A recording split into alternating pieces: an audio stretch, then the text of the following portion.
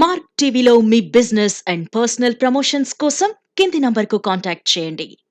హిందూపురం పట్టణంలో టీడీపీ మహిళా అధ్యక్షురాలు కుమార్తె అనూష వివాహంకు హాజరైన ఎమ్మెల్యే నందమూరి బాలకృష్ణ సతీమణి వసుంధరాదేవి.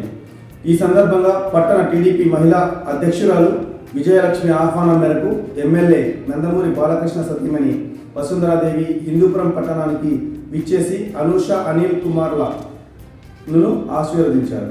వధూవరులను అక్షింతలు వేసి ఆశీర్వదించి శుభాకాంక్షలు తెలియజేశారు. ఈ సందర్భంగా వసుంధరాదేవికి టీడీపీ నాయకులు, కార్యకర్తలు, మహిళలు పూల బొకేలతో అందించి ఘన సన్మానం చేశారు.